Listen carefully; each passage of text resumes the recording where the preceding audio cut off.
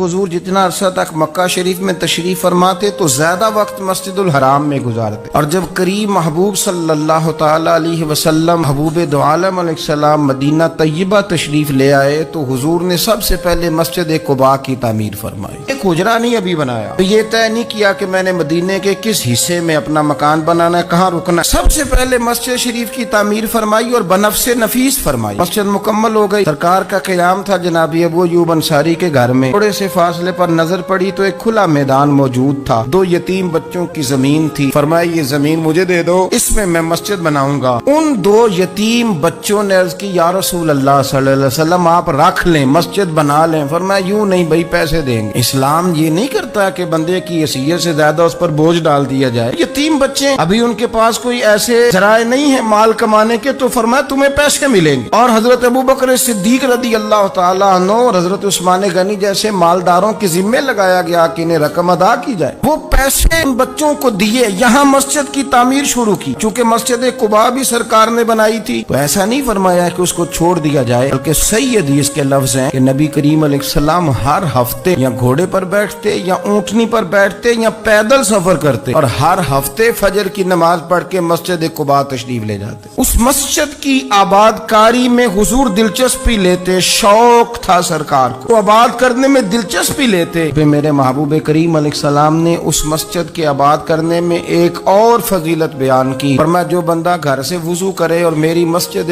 कुबा में आके 2 रकत नफल पढ़े, अल्लाह के रसूल का वादा है अल्लाह उसे पूरे उम्रे का सवाब अता फरमाएगा। आप देख ले मदीना शरीफ में जिस तरह मस्जिद नबवी शरीफ हर वक्त खुली रहती है, मस्जिद कुबा भी हर वक्त खुली रहती है। हर वक्त वो मस्जिद मौजूद है। दिन को जाएं रात को जाएं, को वहाँ नमाज पढ़ने के मौके मुयस्सर है। हुजूर ने बनाई भी है और मेरे नबी ने बसाई भी है, तो पूरी तरह बसी हुई है। वहाँ लोगों का आना जाना है, वहाँ हर किस्म की खुशबू। यहाँ हुजूर ने मस्जिद की बुनियाद रखी। हुजरा कोई नहीं अभी बनाया, किसी ज़ौजा के लिए रहने को कोई जगह नहीं बनाई। अब शौक देखें, मस्जिद के साथ हुजूर की दिलचस्पी देखें कि सरवर कायनात सल्लल्लाहु ताला अलैहि वसल्लम ने मस्जिद नबवी शरीफ की बुनियाद रखी। मस्जिद के लिए हुजूर ने खुद बनफ़से नफीस तामीर में हिस्सा लिया। हुजूर पत्थर उठा के लाते, मस्जिद की तामीर में काम करते। हजरत सैयदना अबू हुरैरा रदी अल्लाह ताला अन्हु फरमाते हैं हम एक ईंट उठा के लाते थे, तो हजरत अम्मार बिन यासर रदी अल्लाह ताला अन्हु 2 ईंटें उठाते थे। तो जब वो ईंटें उठा के ला रहे थे तो उनके कपड़ों को कुछ मिट्टी लग गई। जिस तरह इंसान किसी बच्चे को शाबाश नहीं देता और कभी किसी बच्चे को मिट्टी लग जाए तो उसके कपड़े नहीं झाड़ता, सरवरे कायनात सल्लल्लाहु ताला अलैहि वसल्लम ने जब देखा, ये बुखारी के लफ्ज हैं, सैयद आलम अलैहिस्सलाम ने जब देखा कि हजरत अम्मार बिन यासर के कपड़ों को मिट्टी लग गई है, तो हुजूर सल्लल्लाहु अलैहि वसल्लम करीब गए और सहाबा फरमाते कुर्बान जाए, हुजूर ने अपने दस्ते मुबारक से उनके कपड़ों की मिट्टी झाड़नी शुरू कर दी। गोया मस्जिद बनाने वाले मजदूर के साथ नबी पाक अलैहिस्सलाम की इतनी दिलचस्पी है, अगर उसके कपड़ों को मिट्टी लग जाए तो हुजूर अपने यदुल्ला वाले हाथों से वो मिट्टी साफ फरमाते हैं। हमारे यहाँ तो हमारा मिजाज नहीं मस्जिद की तरफ तवज्जो देने का। अगर कोई 2-4 बंदे मस्जिद की कमेटी में कभी जबरदस्ती उलझ जाएं, उनको उलझा ही लिया जाए, तो सबसे पहला फतवा ये लगता है कि ये बंदा खजानची है, मस्जिद को खा गया। और अक्सर ये बातें वो लोग करते हैं जो एक धेला नहीं देते मस्जिद में। उनको बड़ी फिक्र होती है दूसरों के पैसों की, उसने पैसे दिए थे तो ये खा गया। मस्जिद की आबादकारी में आप हिस्सा लें, तो को धेड़ने में आप किरदार नहीं अदा करें, क्योंकि मस्जिद अल्लाह की रिजा के लिए। मेरे नबी पाक अलैहिस्सलाम ने फरमाया जिसने अल्लाह की रिजा के लिए मस्जिद बनाई उसने अपने लिए जन्नत में मकान तामीर करा लिया। शर्त यह है कि अल्लाह की रिजा के लिए पार्टीबाजी के तौर पर मस्जिद न बनाए, रिजा इलाही के लिए मस्जिद बनाए। मस्जिद के साथ दिलचस्पी होनी चाहिए, मस्जिद की सफाई करें, मस्जिद के साथ देखें कि कौन सा बल्ब खराब है, उस बल्ब को आप चेंज करके तनकीद करके चले जाना कि फलाना बंदा फलाना काम नहीं करता। ये तो बड़ा आसान काम है, ये तो आप किसी से भी करा कि फलाना गलत है, फलाना गलत है। चीजों को गलत कहना, बंदों को गलत कहना ये आसान है, गलत चीजों को ठीक कर लेना ये मुश्किल काम है। वाला मेरे भाई फरीजा सर अंजाम दे, कोशिश करें मस्जिद के आप करीब आए। हजरत तमीम दारी रदी अल्लाह ताला अन्हु मेरे नबी करीम के सहाबी हैं। उन्होंने ना सबसे पहले मस्जिद में आके चिराग जलाया था। इतने राजी हुए मेरे नबी पाक, इतने राजी हुए, फरमाया तमीम तूने मस्जिद में चिराग नहीं जलाया, तूने तो अपनी कब्र रोशन कर ली। और फरमाया तुमने तो मुकम्मल नूर हासिल कर लिया है, मुकम्मल। खास حضور نے ڈیوٹی لگائی سیدنا بلال حبشی کی، مسجد کا خیال کرتے، مسجد پہ توجہ دیتے، مسجد نبوی کون سی چیز کہاں کس انداز میں کرنی ہے، حضرت بلال وہ خدمت سر انجام دیتے۔ نبی پاک علیہ السلام مسجد کے لیے مختلف اوقات میں مختلف احکام جاری کرتے۔ پہلے سرکار دو عالم صلی اللہ علیہ وسلم نے ایک دروازہ مخصوص کر دیا تھا، فرمایا بھئی ایک فیصلہ میرا یہ ہے کہ اس گیٹ سے صرف عورتیں آئیں گی، مرد نہ داخل۔ حضور نے وقف کر دیا عورتوں کے لیے۔ ایک وقت ایسا آیا کہ نبی پاک صلی اللہ علیہ وسلم کے بہت سارے صحابہ نے کہ گھر مسجد کے بالکل ساتھ ساتھ تھے، انہوں نے مسجد کے اندر دروازے کھول لیے تھے، مسجد میں آیا کرتے۔ اللہ کے رسول صلی اللہ علیہ وسلم نے فرمایا بھئی اب جماعت کا وقت ہوتا ہے اور بالکل دروازہ مسجد کے اندر تم نے کھولا ہوا ہے تو کچھ چیزوں میں مشکل پیدا ہوتی ہے، لہذا سارے دروازے بند کر دو، ایک دروازہ کھلا رہے، اور وہ ہے جناب ابو بکر صدیق کا، وہ آج بھی کھلا ہے مسجد نبوی۔ اس کو وہ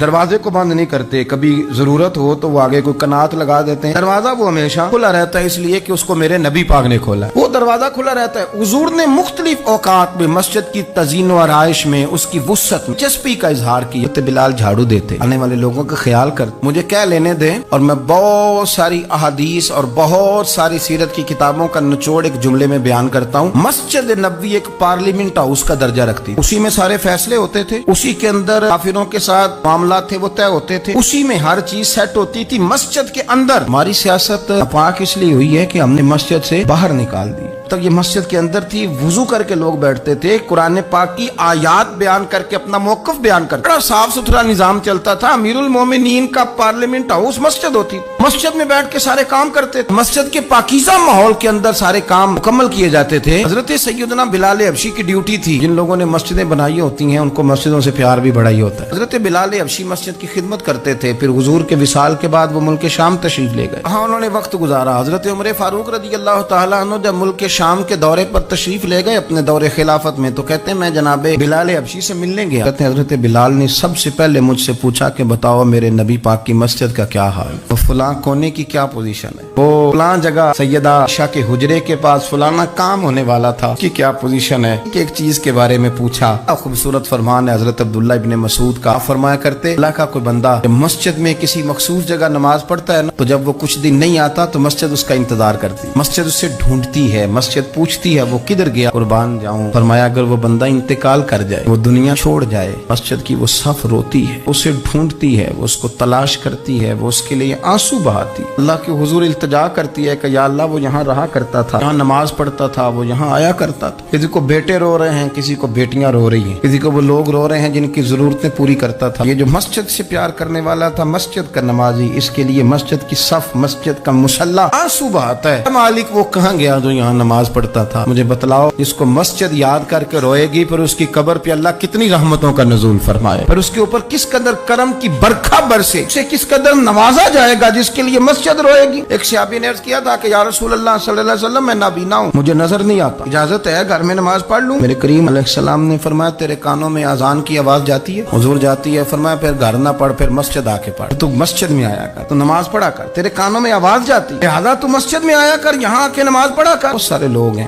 عدم دلچسپی، ہاں گھر میں بھی نماز پڑھنی چاہیے۔ نبی پاک علیہ السلام نے فرمایا اپنے گھروں میں مسجدیں بناؤ، یعنی ایک جگہ مخصوص کرو ہاں جہاں صرف نماز پڑھی جائے۔ فرمایا اپنے گھر میں مسجد بناؤ اور کچھ حصہ نماز کا گھر میں بھی پڑھا کرو، کچھ نوافل، کچھ سنتیں، کچھ حصہ گھر میں بھی نماز کا پڑھا کرو۔ فرمایا اپنے گھر کو قبرستان نہ بناؤ، اس کا مطلب ہے جس گھر کے اندر نماز نہ پڑھی جائے، بالکل اس گھر میں سارے زندے لوگ بھی رہتے ہوں تو گھر قبرستان ہے، حضور کا فرمان ہے۔ اور جس گھر میں کوئی اٹھ کے سویرے تہجد کا وضو کرتا ہے، مردوں کا گھر نہیں، وہ تو زندوں کا گھر ہے۔ بچوں کو تکلیف تو ہوتی ہے، سویرے بوڑھے اٹھ کے تہجد کا وضو کرتے ہیں، کیونکہ ان کے سونے کا ٹائم ہی وہ ہوتا ہے جب بابے اٹھ جاتے ہیں، بابا جی سویرے اٹھ کے وضو کر رہے ہوتے ہیں تو بچہ تنگ ہوتا ہے، دیکھو جی مطلب چونکہ اس نے تو سونا ہی اس وقت ہے جب دنیا کے جاگنے کا وقت ہے، لیکن اس کو پتہ نہیں تیرے گھر میں کوئی تہجد کا وضو کرتا ہے تو رب راضی کتنا ہوتا ہے، ہو سکتا ہے تیری بھی بڑی خطائیں اس کی وجہ سے معاف ہو جاتی ہیں۔ میرے نبی کریم صلی اللہ تعالی علیہ وسلم نے فرمایا میں نے جنت کے اندر دیکھا کہ کس عمل کا ثواب زیادہ ہے، فرمایا میں نے سب سے زیادہ اجر والے جو اعمال دیکھے ان میں ایک عمل یہ ہے کہ جو بندہ مسجد کی صفائی کر کے کچھ کوڑا مسجد سے باہر نکال دے گا، رب کریم اسے جنت میں بڑا درجہ عطا فرما دے گا، لیکن یہ تو کام کرے گا کوئی غریب آدمی۔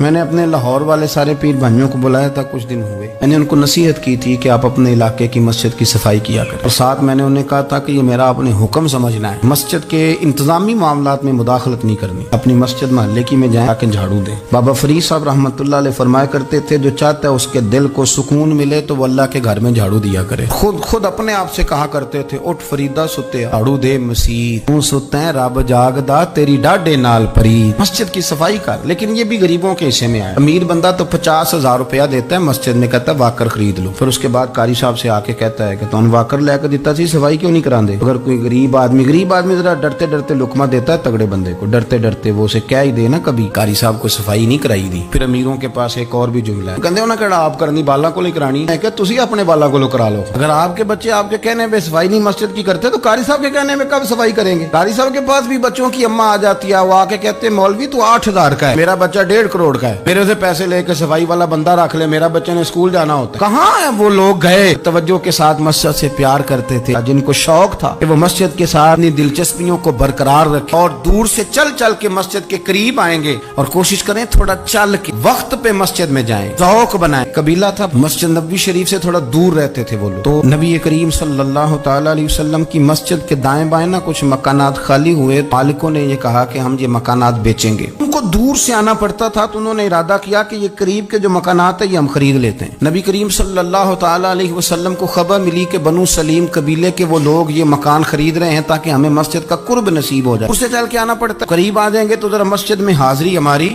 آسان ہو جائے گی. حضور نے انہیں بلا لیا اور میں تم مکان خریدو تمہاری مرضی, نہ خریدو تمہاری مرضی, پر ایک بات سن لو, تم جتنے قدم چل کے آتے ہو نا رب کے فرشتے تمہارے قدم لکھ لیتے ہیں, تمہارے قدم لکھے جاتے ہیں. تمہارے قدم 2 دفعہ حضور نے فرمایا, اس میں موجود ہے 2 دفعہ تمہارے قدم لکھے جاتے ہیں. وہ لوگ بڑے مشتاق تھے اللہ کے درگاہ سے اجر کے آنکھیں گول. حضور فرشتے ہمارے قدم لکھتے ہیں, رب کو دکھاتے ہیں کہ اتنے قدم چل, ہاں تمہارے قدم لکھے. یا رسول اللہ ہم نے نہیں قریب آنا, ہم دور ہی ٹھیک ہے, چاہتے ہیں ہمارے زیادہ قدم لکھے جائیں, ہم دور سے چل کے آیا کریں گے. پھر یاد آ گیا ہے کسی درویش کا, اس نے کہا تھا کہ گو سنا تھا آستانہ یار دور ہے, ہم نے بھی ٹھان لی تھی کہ جانا ضرور ہے. رسول کریم صلی اللہ تعالی علیہ وسلم کے غلاموں نے مسجدیں بنائیں, مسجدوں کے ساتھ دلچسپی کا رویہ رکھا, مسجد کے ساتھ ان کی وابستگی بڑی مضبوط رہی. ایک دفعہ میں یہاں نا نماز پڑھ کے نا تھوڑا میں کبھی جب میں خود جماعت کرایا کرتا تھا شروع میں تو میں یہاں تھوڑا سا گھومتا تھا. ایک دفعہ باہر گلی میں 15-20 دنوں کے بعد ایک بابا جی کبھی آتے تھے تو 10 روپے 15 روپے بار گلے میں ڈال کے چلے جاتے تھے. تو میں نے ان کو میں جانتا نہیں تھا, 2-3 دفعہ نظر پڑی تو مجھے تھوڑا سا ذہن بنا کہ یہ بزرگ کون ہے. میں نے ایک دن ان سے کہا, میں نے کہا بزرگوں آپ اکثر آتے ہیں اور 10-15 روپے آپ گلے میں ڈالتے ہیں اور آپ چلے جاتے ہیں, پھر جدھر سے آپ آتے ہیں یا تو نا بندہ رستے سے گزر رہا تھا تو جاتی دفعہ مسجد نظر آئی تو اس نے کچھ ڈال دیا تو واپس لوٹ جاتے. کہنے لگے مولوی صاحب میرا ایک ذہن ہے کہ ہر مسجد میں میرے نام کی ایک اینٹ لگ جائے, اور میرا ذہن ہے میں غریب سا بندہ ہوں, زیادہ پیسے میں دے نہیں سکتا, تو میں نے مسجدیں رکھی ہوئی ہیں تو میں ہر مہینے ہر مسجد میں جتنی میں نے رکھ لی ہیں میں جاتا ہوں تو اپنے حصے کی نا میں اس میں جو میرے سے ہو سکتا ہے میں چھوڑ. کتنا اچھا ذوق ہے, اتنی اچھی طبیعت ہے. ضروری ہے کہ آپ کے پاس 15 لاکھ روپیہ ہوا آپ الگ سے ایک مسجد بنائیں پٹی لگوائیں تبھی کام چلے گا. ان بزرگوں کے 10 روپے سے شاید پوری اینٹ بھی نہ لگتی, لیکن ایک دلچسپی کا اظہار تو ہوا نا, مسجد کے ساتھ وابستگی تو نظر آئی نا. تو آپ اپنے علاقے کی مسجد کے ساتھ پیار کریں.